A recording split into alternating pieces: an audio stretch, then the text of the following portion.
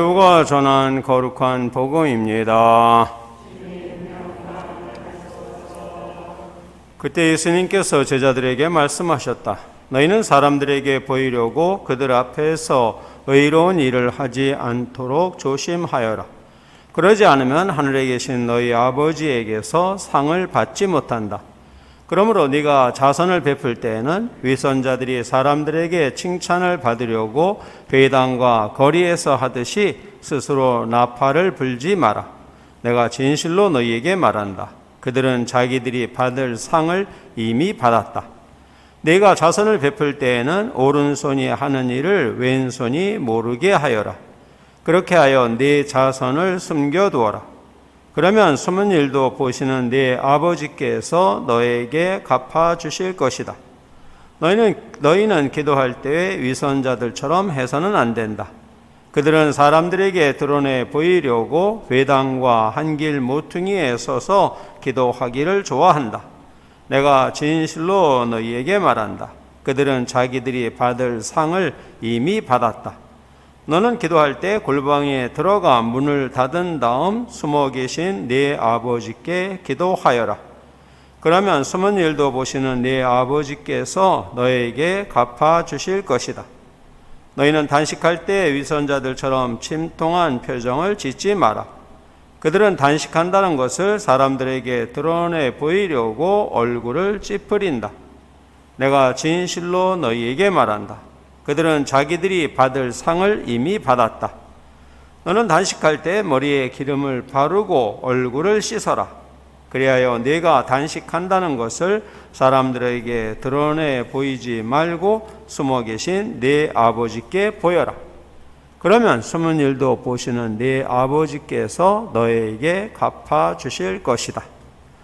주님의 말씀입니다.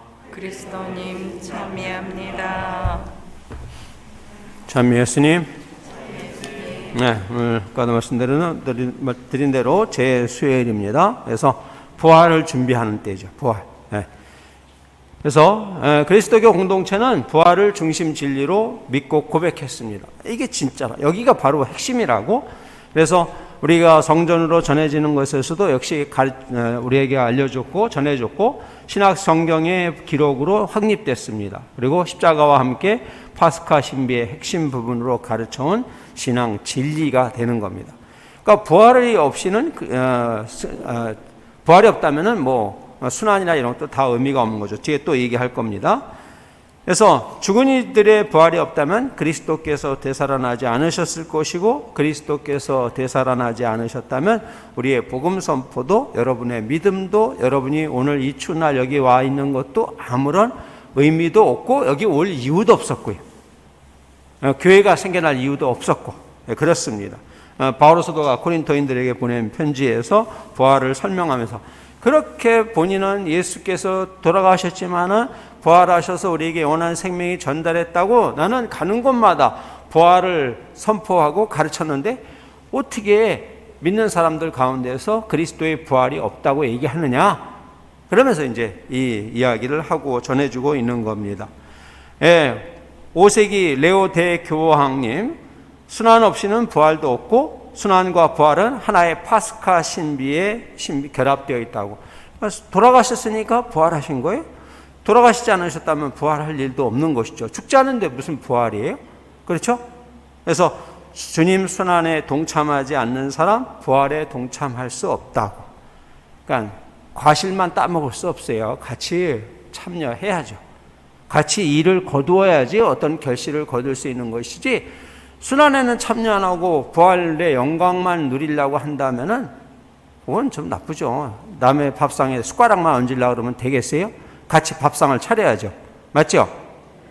남자분들 아내한테만 가만히 기다리지 마시고 숟갈도 놓고 좀 뭣도 좀 하고 하셔야지. 맞죠?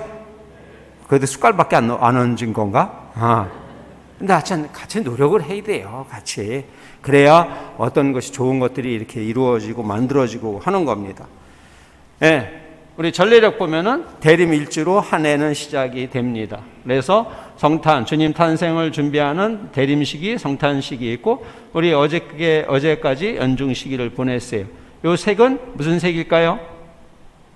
제2세 대림식이 여기 지금 보라색, 성탄식이 축제의 시기니까 흰색, 연중식이 녹색. 지금 다시 부활을 준비하는 사순 시기가 됐으니까 다시 지금 이 보라색 이렇게 되는 것이죠. 성주간이 있고 주님 부활 대축일이 있습니다. 그리고 부활 시기 축제를 지내니까 다시 흰색, 그리고 연중식이 다시 녹색. 이해하시겠죠? 빨간색은 뭐 성령 강림이라든가 아니면은 순교 성인들의 축제를 지낼 때 빨간색 제의를 입게 되는 것이죠. 역시 주님 부활 대축일이 핵심입니다. 여기 성주간 있지만 좀 이따 이제 말씀을 드릴 거예요. 근데 부활절 날짜는 춘분이 가장 중요합니다. 춘분은 낮과 북반구에서 낮과 밤이 길이가 같은 시기죠. 지구 전체가 그러네. 뭐 남쪽도 마찬가지죠. 낮과 밤의 길이가 같은 날, 뒤에 오는 만월, 음력 보름. 그러면 올해는 며칠인가 하면 3월 27일이에요. 근데 이날이 사실 토요일이거든요. 그 뒤에 오는 주일인데 왜 올해는 한 주일 늦춰져서 4월 4일인지 이거는 제가 좀 못 알아들었어요. 왜 이거를 알아보지 못했습니다. 왜 바로 뒤에 오는 주일날이 부활절로 정해지는데 이상하게 이번에는 한 주일 뒤로 늦춰졌더라고요. 그걸 좀 잘 설명을 못 하겠어요. 어쨌든 내년은 4월 17일, 23년은 4월 9일, 24년에는 3월 31일, 25년에는 4월 20일. 부활 날짜는 이동추일이래요. 계속해서 변경이 됩니다. 왜냐하면 바로 이것 때문에 춘분 날짜, 뒤에 오는 만월, 음력 보름, 그 뒤에 오는 주일, 이렇게 해서 부활절이 정해지기 때문에 부활절은 왔다 갔다 합니다. 그 유럽의 어느 성당 가면은 그 성당 뒤쪽이나 앞쪽에 큰 시계가 있어요. 근데 보면은 몇 년도 부활절 며칠에서 쫙 표현된 시계가 있어요. 기가 막혀요. 거기 보면 쫙 그 날짜가 다 계산을 해서 표시가 되어 있습니다. 그러니까 이 시침이 몇 개가 있어요. 몇 개가. 제가 함부르크에 있을 때 그 르벡에 거기 가면은 거기 대성당에도 이제 그런 거 있는 것을 좀 봤었습니다. 어쨌든 그럼 부활 날짜는 부활 축제는 어떻게 성립이 됐느냐 했을 때 처음에는 그냥 주일만 지냈어요. 주일은 주님께서 부활하신 날, 주님의 날. 그래서 그것을 기념하는 날만 쭉 1년 동안 지냈는데 지내다 보니까 재미없잖아요. 그날이 그날. 그렇죠? 그래서 사람들은 이제 부활 대축제를 지내게 됐던 겁니다.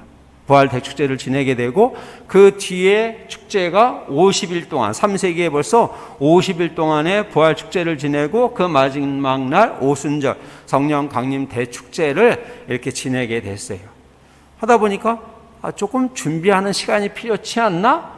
그래서 성3일, 성금요일, 무덤에 계시는 성토요일, 토요일 날 밤 늦게 12시 넘어서 부활하신 날 이렇게 지내다가 최애 만찬 하셨잖아. 최애 만찬 목요일에 지내고 금요일에 지내고 성토일 밤 이렇게 하다가 조금 더 해보면 어떨까? 성주간이 생겨난 거예요. 그러다가 이제 3주간 세례를 준비하는 이때 이제 예비신자들이 오랫동안 2년 동안 교리 공부를 한 사람들이 마지막 세례를 준비하는 때니까 3주간의 준비 기간을 이렇게 뒀었습니다. 그러다가 4세기 말에 40일 동안 지내자. 니케아 공의회에서 이때 결정이 돼요. 예수님 40일 동안 광야에서 단식하면서 지내셨으니까 우리도 40일. 그러다가 주일날은 빼야 되잖아. 왜? 주님께서 부활하신 축제의 날인데 그날은 그래도 빼야지. 그래서 제 수요일까지 연장된 것은 7세기 경에.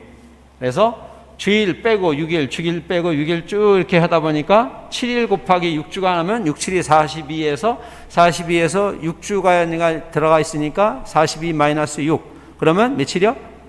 36일. 그럼 나흘이 모자라잖아요. 그래서 토요일, 금요일, 목요일, 수요일. 이해하시겠죠? 다시 설명할까요? 못 알아들으셔서? 대답을 안 하시면. 요거는 김현배 신부만 만들어서 보여드리는 겁니다. 그래서 한눈에 이해하셨죠? 이렇게 해서 40일. 그러니까 전례도 발전이 되는 거예요. 전례도 그냥 처음부터 막 이렇게 생겨난 게 아니라 교회가 이렇게 발달해 살아오면서 이 사람의 이제 이러한 것들을 그 여러 가지 감정이나 이런 것들을 통해서 이렇게 발전시켜 왔던 겁니다. 이때는 그래서 이제 부활을 준비하면서 뭐 해야 하느냐? 회개해야 하는 때. 회개라는 것은 방향을 바꾼다는 거예요. 어디로 바꾸느냐? 세상 사람들이 걸어가는 그 많은 사람들이 걸어가는 그 방향이 아니라 우리 주님께서 걸으신 길, 아버지 하나님을 향한 길로 방향을 돌아서는 것.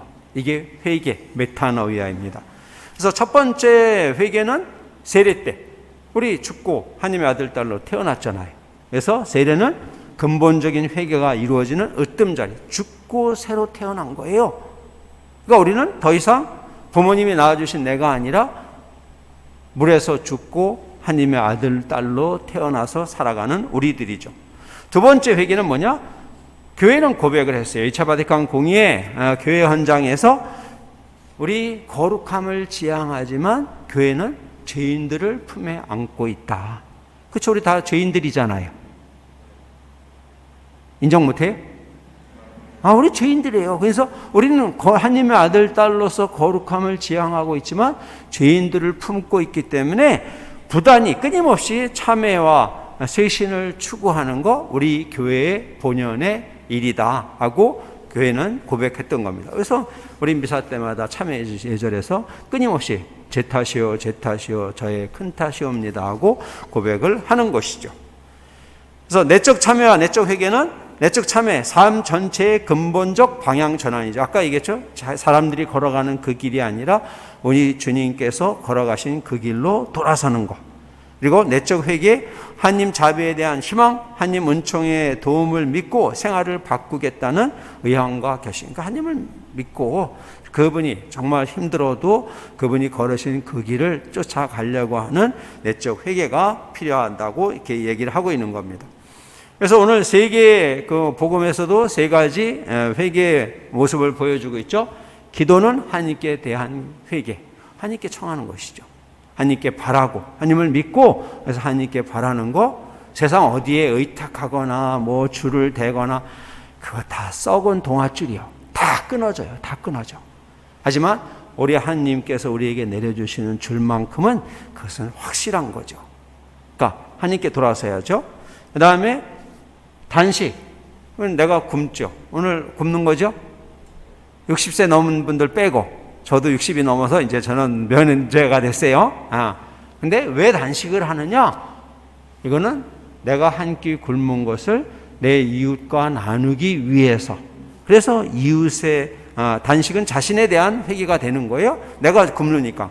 그러나 자선은 다른 사람들에 대한 회개가 되는 것이죠. 그러니까 단식이 내가 굶는 거 뭐 이걸 갖다가 자랑하거나 그럴 일이 아닌 거예요. 내가 한 끼를 굶어서 이웃과 나누려고 한다 하는 그것이, 그래서 여러분들한테 저금통 주어졌죠? 네, 우리 세대별로 하나씩 가져가시라고 해서 우리 후손들이 살아갈 지구를 살리는 일에 쓰여지게 되는 겁니다. 그래서 부정적인 행위가 아닌 긍정적인 활동을 할 때입니다. 하나님께서 기뻐하시는 단식은 뭐냐? 우리 다음 돌아오는 금요일 날 독서인데, 불의한 결박을 풀어주고 멍에의 줄을 끌어주는 것, 억압받는 이들을 자유롭게 내보내고 모든 멍에를 부숴버리는 것. 이스라엘 백성들이 이집트 종살이를 벗어나서 자유의 땅으로, 자유로운 존재로 살아가기 위해서 이집트로부터 해방됐잖아요. 그러니까 우리 하나님께서 하신 일은 우리가 자유로운 존재로서 자기의 삶을 꽃피우는 거예요. 어디 매이는 거 아니에요. 돈도 권력도 명예도 그 어디에도 매이지 않고 자기 나름의 삶을 사는 것. 이해하시겠어요? 우리 각자 다 다르잖아요. 쌍둥이도 달라요. 절친 동창 신부 쌍둥이 있지만 달라요. 생긴 것 아주 똑같죠. 그러나 다른 사람들이에요. 그렇다면 우리도 각자 자기 나름의 삶, 어디에 매이지 않는 그러한 자유로운 사람으로서 살아야 하는 겁니다. 네 양식을 굶주린 이와 함께 나누고 가련하게 떠도는 이들을 네 집에 맞아들이는 거, 헐벗은 사람을 보면 덮어주고 네 혈육을 피하여 숨지 않는 거. 그렇죠? 좀 내 집에 오는 사람들 양식 굶주리는 사람 있다면 그들과 나눠야죠. 집이 없어서 쩔쩔매는 사람들에게 우리 임대해 줄 수 있죠. 근데 이걸 막 올리면은 그 사람들 너무 힘들잖아요. 그럼 이거 고통도 분담해야 되니까 내 집에 새들어 사는 사람이라든가 하는 사람들의 임대료를 낮춰주거나 아니면 면제시켜주거나 이런 것도 지금 시대의 하나의 방법이죠. 고통을 분담하는 거예요. 고통을. 그래서 자영업자들 이번에 너무나 어려움을 많이 겪으니까 정부에서 지원해 주는 거 해줘야죠. 내 집에 안 들어오니까 말을 안 하시나 봐. 지원해 줘야죠. 정부가 문을 닫으라고 했으면은 그러면은 정부에서 지원이 돼야 하는 거예요. 근데 이제 이걸 또 부정하게 수급해 가면 그런 것들은 감옥에다 갖다 그냥 바로 집어넣어 버리죠. 맞죠? 도둑 수급하면 안 되는 거예요, 그건요. 도둑이에요, 도둑. 일상생활에서의 회개도 교리서는 얘기하고 있습니다. 화해하는 거.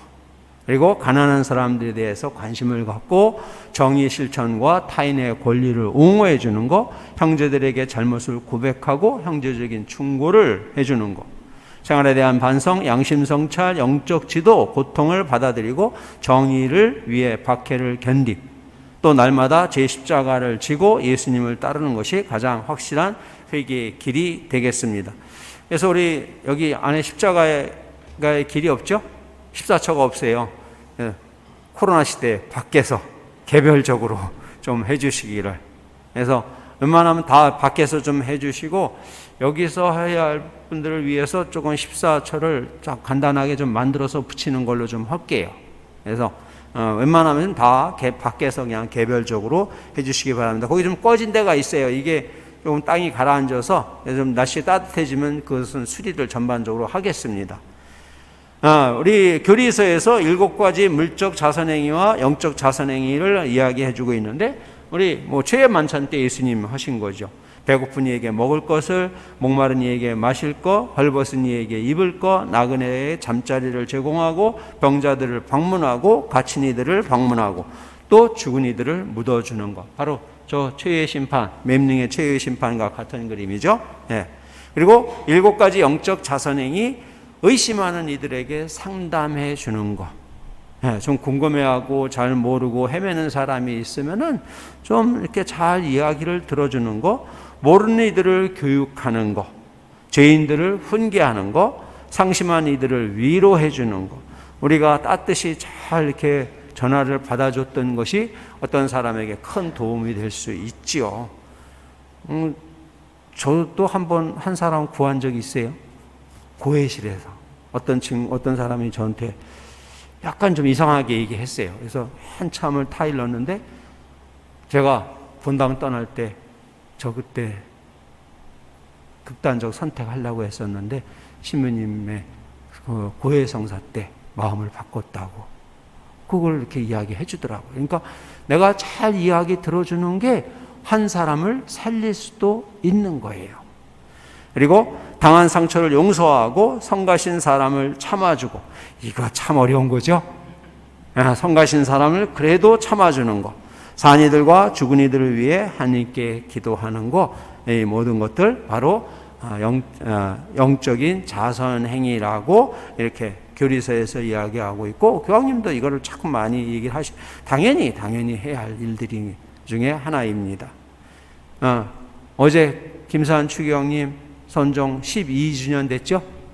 어제 12주기였었어요. 한국교회 아주 큰 발자국을 남기신 신부님의 12주기 있었습니다. 우리 그래서 이러한 하나님께서 기뻐하시는 일들을 좀 하도록. 근데 왜 그러느냐? 우리에게 영원한 생명을 전달해 주신 우리 주님의 그 부활 대축제를 준비하면서, 이해하시겠죠? 이 모든 것들은 부활 때문에, 그래서 영원한 생명을 얻는 그것 때문에 하는 것이지 그분께 공로를 세우고, 아니 우리 주님의 공로를 우리가 입었을 뿐이에요. 감사하면서 하는 겁니다. 그렇게 살기로 하고요. 이어서 죄 얻는 예식을 거행을 하겠습니다.